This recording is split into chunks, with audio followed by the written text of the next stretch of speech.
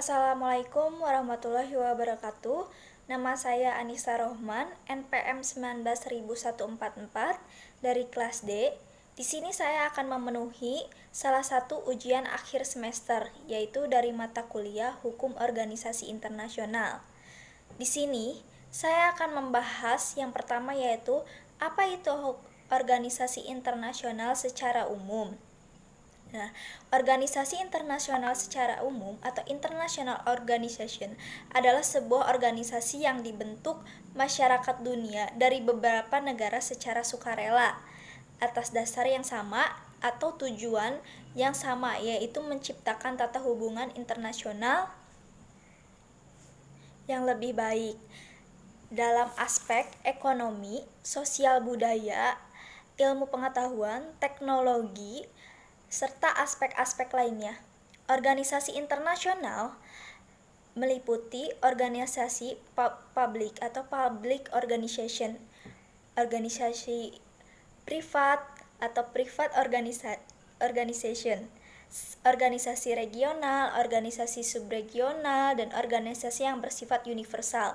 Sedangkan secara sempit, organisasi internasional hanya meliputi organisasi publik, contohnya PBB, Uni Eropa, UPEC, dan ASEAN. Selain itu, pengertian dari organisasi internasional yaitu organisasi internasional adalah suatu organisasi yang dibuat atas dasar kesamaan yang bertujuan menciptakan perdamaian dunia dalam tata hubungan internasional. Pada hakikatnya, organisasi internasional memiliki arti luas dan sempit.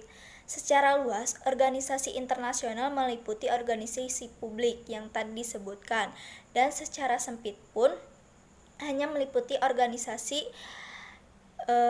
publik yaitu PBB, yang merupakan organisasi internasional memiliki tujuan utama dalam perjanjian Atlantic Charter. Contoh lainnya yaitu adalah OPEC dan organisasi-organisasi lainnya. Selain itu, organisasi internasional juga memiliki ciri-cirinya, yaitu organisasi tetap untuk melaksanakan fungsi yang berkelanjutan. Yang kedua, keanggotaan yang bersifat sukarela dari peserta yang memenuhi syarat. Yang ketiga, instrumen dasar yang menyatakan tujuan, struktur, dan metode operasional. Yang keempat, badan pertemuan perwakilan konsultatif yang luas. Yang kelima, sekretariat tetap untuk melanjutkan fungsi administrasi, penelitian, dan informasi secara berkelanjutan. Selain itu, organisasi internasional juga digolongkan, yaitu penggolongan organisasi internasional yaitu ada beberapa macam dengan kegiatan administrasinya. Yang pertama yaitu organisasi internasional antar pemerintah atau intergovernmental organization. Anggota-anggota organisasi ini berasal dari perwakilan pemerintah negara yaitu PBB, ASEAN, OAU, NAM, dan lain-lainnya. Lalu organisasi internasional non-pemerintah atau non-governmental organization, organisasi yang bukan pemerintah, contohnya IBF, ICC, Dewan Masjid Sedunia, Dewan Gereja Sedunia, Perhimpunan Donor Darah Sedunia. Lalu dalam ruang lingkup wilayahnya yaitu organisasi internasional global, wilayah kegiatan adalah global atau seluruh dunia, dan keanggotaannya pun terbuka dalam ruang lingkup di berbagai penjuru dunia, contohnya PBB atau PBB, OKI, GNB. Lalu organisasi internasional regional, wilayah kegiatan adalah regional dan keanggotaannya hanya diberikan bagi beberapa negara saja dan negara pada kawasan tertentu saja, contohnya ASEAN, GCC, EC, dan yang lainnya. Lalu di bidang kegiatan operasional organization yaitu bidang ekonomi, organisasi yang bergerak di bidang ekonomi, contohnya Kadin Internasional. Yang selanjutnya yaitu di bidang lingkungan hidup, yaitu organisasi yang bergerak di bidang lingkungan hidup, contohnya UNEP. Lalu di bidang kesehatan, di bidang kesehatan yaitu WHO dan IDF. Lalu, di bidang pertambangan, organisasi yang bergerak di bidang pertambangan contohnya yaitu ITO, bidang komoditi, pertanian, dan industri. Lalu, organisasi yang bergerak di bidang komoditi contohnya IFTO, ICO. Lalu, di bidang bea cukai dan perdagangan internasional, organisasi yang bergerak di bidang perdagangan contohnya GAP. Selain itu, organisasi internasional juga mempunyai fungsi-fungsi tersendiri. Di antaranya yaitu fungsi pertama yaitu artikulasi dan agregasi. Organisasi internasional bisa menjadi forum diskusi dan negosiasi sehingga setiap anggota bisa menjalankan proses artikulasi dan agregasi kepentingan negaranya dalam konteks hubungan internasional. Lalu, selanjutnya, fungsi norma. Organisasi internasional dapat menetapkan nilai dan prinsip-prinsip kemanusiaan yang wajib dipatuhi tidak saja oleh para anggotanya, tetapi juga di seluruh dunia. Lalu, yang ketiga yaitu fungsi rekrutmen, yaitu organisasi internasional juga memiliki fungsi penting dalam merekrut partisipan dalam sistem perpolitikan internasional. Lalu, yang keempat yaitu fungsi sosialisasi. Fungsi sosialisasi sebuah organisasi internasional dilakukan dengan cara mentransfer nilai-nilai tertentu kepada seluruh anggotanya yang dijalankan secara sistematis. Lalu, yang kelima, fungsi pembuatan keputusan. Keputusan yang dibuat oleh organisasi internasional biasanya ditetapkan dengan mempertimbangkan dan merujuk pada tindakan di masa lalu, perjanjian ad hoc, dan sebagainya. Lalu, yang keenam, fungsi pengesahan peraturan. Organisasi internasional juga berfungsi mengesahkan berbagai macam aturan-aturan yang akan diberlakukan dalam sistem internasional berkaitan dengan lembaga kehakiman yang memiliki fungsi yudikatif. Lalu, yang ketujuh yaitu fungsi informasi. Setiap negara anggota organisasi internasional memiliki peran yang sama dengan mencari, mengumpulkan, mengolah, dan menyebarkan informasi dalam rangka kepentingan umum. Lalu yang kedelapan, fungsi operasional. Dalam organisasi PBB juga terdapat beberapa organisasi yang menjalankan fungsi operasional seperti UNICEF atau Perlindungan Anak dan UNHCR yaitu mengatasi masalah pengungsi. Selain itu, ada juga organisasi internasional dengan fungsi pendanaan seperti World Bank. Lalu, di sini ada tujuan. Organisasi internasional juga memiliki tujuan-tujuan tersendiri, yaitu tujuan organisasi internasional meliputi yang pertama, mewujudkan dan memelihara perdamaian dunia serta menjaga keamanan internasional. Yang kedua, berperan aktif dalam upaya meningkatkan kesejahteraan dunia maupun negara-negara anggotanya. Di sini ada beberapa macam-macam organisasi internasional, di antaranya yaitu PBB, ASEAN, IMF, OPEC, Uni Eropa, APEC, WHO, WTO, NATO, dan masih banyak lagi organisasi-organisasi internasional lainnya. Lalu yang kedua yaitu saya akan membahas bagaimana sih keikutsertaan Indonesia di dalam berbagai organisasi internasional yang ada di dunia ini. Yang pertama yaitu pada ASEAN. Indonesia tergabung dalam organisasi internasional yaitu ASEAN, yakni organisasi yang mengayomi kesatuan bagi negara-negara di kawasan Asia Tenggara. Pada awal terbentuknya, sejarah berdirinya ASEAN hanya beranggotakan 5 nama-nama pendiri ASEAN dengan tujuan dari ASEAN tersebut. Namun, pada saat ini jumlah anggotanya mencapai 10 negara. Organisasi ASEAN didirikan di Bangkok, Thailand pada tanggal 8 Agustus 1967. Indonesia menjadi salah satu dari 5 negara yang mempelopori pendiriannya ASEAN. Keempat negara lainnya adalah Singapura, Thailand, Malaysia, dan Filipina. Indonesia pun berperan aktif dalam beragam kegiatan kerjasama.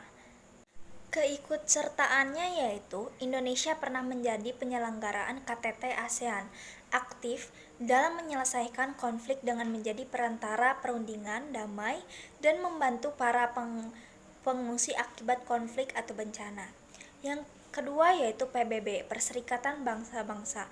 Indonesia juga berperan aktif dalam organisasi internasional, yakni sejarah berdirinya PBB. Indonesia masuk menjadi anggota Perserikatan Bangsa-Bangsa yang ke-60 pada tanggal 28 September 1950.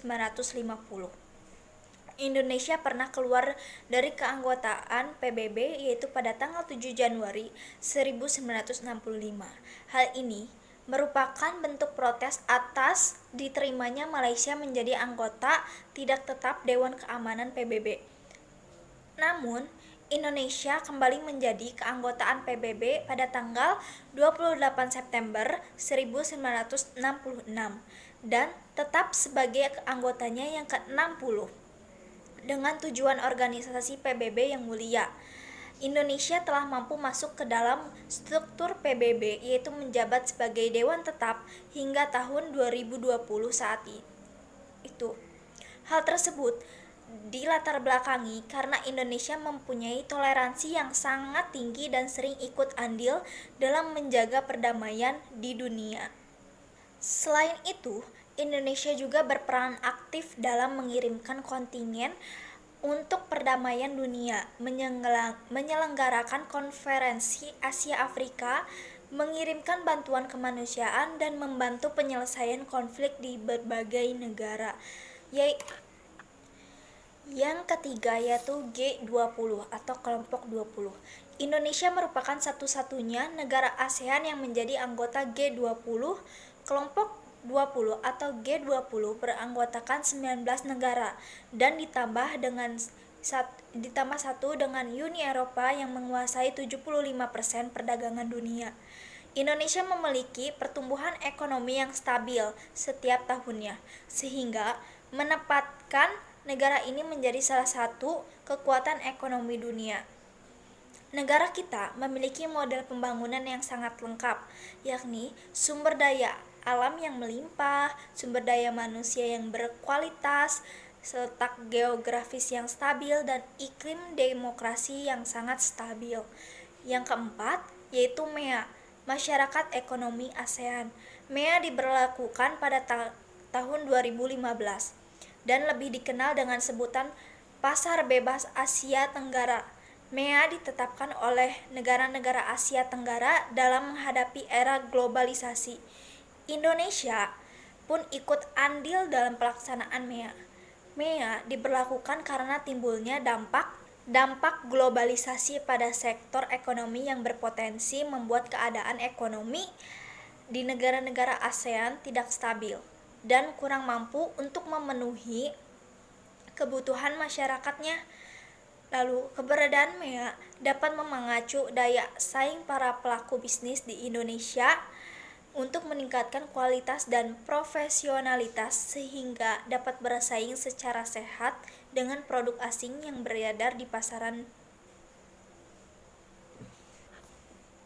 Lalu, yang kelima yaitu GNB, Gerakan Non-Blok. Indonesia aktif sebagai salah satu pendiri Gerakan Non-Blok yaitu GNB pada tahun 1961. Pada tahun 1992, Indonesia bahkan ditunjuk menjadi ketua Gerakan Non-Blok. Dalam konferensi negara-negara non-blok yang berlangsung di Jakarta, keikutsertaan Indonesia melalui GNB ini secara langsung menunjukkan bahwa Indonesia telah turut serta meredakan ketegangan yang diakibatkan Perang Dingin antara Blok Barat dengan Blok Timur. Yang keenam, yaitu APEC atau Asia Pacific Economic Cooperation. Peran Indonesia dalam APEC khususnya dalam KTT APEC yang dilakukan pada tanggal 15 November 1994 adalah yang pertama yaitu Indonesia menjadi ketua APEC periode 1994, yang kedua yaitu Indonesia menjadi tuan rumah konferensi tingkat tinggi APEC 1994, yang ketiga yaitu Perumus Bogor Declaration dan Bogor Goals pada KTT APEC yang dilakukan pada tahun 1994. Dan yang keempat, pendorong terbentuknya ECOTECH atau Economy and Technical Cooperation. Lalu OKI, Organisasi Konferensi Islam. Peran Indonesia salah satunya ialah memfasilitasi upaya penyelesaian konflik antara Moro National Liberation Front atau MNLF dengan pemerintah Filipina GRP dengan mengacu kepada Final Peace Agreement yang dilakukan pada tahun 1996. Selain itu, Indonesia juga memberi dukungan berdirinya negara Palestina yang merdeka dan berdaulat dengan Yerusalem sebagai ibu kotanya. Dukungan tersebut bahkan dibuktikan dengan pembukaan hubungan diplomatik antara pemerintah Republik Indonesia dan Palestina pada tanggal 19 Oktober 1989. Lalu, yang kedelapan yaitu OPEC. Namun, saat ini status Indonesia sedang dibekukan atau disuspensi yang dimulai pada tahun 2008. Hal ini karena posisi Indonesia sebagai importir minyak membuat timbulnya ketidakcocokan dengan negara-negara eksportir minyak yang menjadi anggota OPEC lainnya. Selain menjadi anggota beberapa organisasi regional dan global, Indonesia juga aktif dalam mengikuti beberapa bagian kegiatan berskala internasional. Kegiatan-kegiatan tersebut diantaranya adalah yang pertama yaitu misi perdamaian Dewan Keamanan PBB. Indonesia terlibat langsung dalam misi perdamaian oleh Dewan Keamanan PBB Indonesia mengirimkan pasukan Garuda ke negara-negara yang dilanda konflik seperti Kongo, Vietnam, Bosnia, dan Kamboja. Yang kedua yaitu KAA, Konferensi Asia Afrika. Indonesia menjadi pelopor penyelenggara Konferensi Asia Afrika pada tahun 1955. Konferensi ini melahirkan semangat dan solidaritas negara-negara Asia Afrika yang kemudian melahirkan Dasar-Sila Bandung. Yang selanjutnya yaitu kompetisi olahraga. Indonesia selalu mengirimkan atlet-atlet terbaiknya dalam berbagai kompetisi olahraga internasional. Misalnya SEA Games, Asian Games, dan Olimpiade. Lalu selanjutnya Indonesia menjadi anggota UNESCO pada tanggal 27 Mei 1950. Peran Indonesia di UNESCO bahwa Indonesia mengatasi kesulitan finansial yang dialami UNESCO dan Indonesia terpilih sebagai anggota badan eksekutif untuk periode 2017 sampai dengan 2021. Yang selanjutnya yaitu UNICEF. Indonesia bergabung menjadi bagian dari UNICEF pada November 1966. Indonesia bisa bekerja sama dengan UNICEF dalam berbagai bentuk program dalam meningkatkan kesejahteraan, memajukan pendidikan, dan menjamin keamanan anak-anak. Lalu, yang ketiga, saya akan membahas bagaimana pendapat saya tentang penting atau tidak pentingnya Indonesia ikut serta di dalam organisasi-organisasi internasional terkait manfaat bagi kesejahteraan masyarakat Indonesia yang juga disertai dengan contoh-contohnya. Menurut pendapat saya, dengan bergabungnya Indonesia dengan organisasi-organisasi internasional di dunia ini sangat penting dikarenakan jika Indonesia mengikuti organisasi-organisasi internasional akan banyak pengaruh besar bagi keuntungan Indonesia itu sendiri, baik di bidang ekonomi, di bidang militer, bidang kesehatan, dan sebagainya. Itu juga sebagai upaya pemenuhan kebutuhan masyarakat Indonesia. Selain itu, juga penting karena banyak benefit yang dapat diambil dari kontribusi Indonesia dalam organisasi internasional itu sendiri. Dalam bidang ekonomi dan keamanan negara yang berhubungan dengan kesejahteraan masyarakat. Hal ini yang membuat bertambahnya eksistensi Indonesia di mata dunia. Selain itu juga, dengan tergabungnya Indonesia dalam organisasi-organisasi internasional dapat menjalin hubungan baik dengan negara lain dan kemungkinan untuk bekerja sama seperti di bidang investasi, pariwisata, ekspor, impor, dan lain-lainnya. Hal ini akan memicu pada kenaikan ekonomi Indonesia yang mengikuti perkembangan zaman. Hal ini akan lebih terkenal di kalangan internasional meningkatnya sektor pertanahan dan keamanan. Selain itu, mengapa sangat penting? Karena Indonesia akan mendapatkan banyak hal positif seperti adanya pengalaman dan kesempatan untuk bekerja sama dengan pihak negara lainnya yang bisa membantu meningkatkan kesejahteraan masyarakat Indonesia. Dan selain itu, organisasi internasional bagi Indonesia berdampak terhadap berbagai sektor, diantaranya dalam perkembangan manusia atau people development. Contohnya, keikutsertaan Indonesia dalam Asia Pacific Space Cooperation Organisasi atau APSCO. Indonesia mendapatkan manfaat berwujud dan tidak berwujud. Lalu, dengan secara sederhana, keanggotaan Indonesia dalam organisasi internasional dapat memperluas networking yang nantinya akan sangat bermanfaat dalam berbagai kerjasama seperti peningkatan kualitas SDM, perluasan modal, dan sebagainya. Peningkatan kualitas SDM ini akan meningkatkan bargaining power Indonesia di mata dunia, sehingga tentu akan membantu dalam penguatan sektor ekonomi, volunteering, dan hal yang lainnya. Secara tidak langsung, organisasi internasional ini dapat bermanfaat bagi kesejahteraan masyarakat Indonesia. Sekian dan terima kasih atas penjelasan terhadap materi ujian hukum organisasi internasional ini. Mohon maaf bila banyak kesalahan. Wassalamualaikum warahmatullahi wabarakatuh.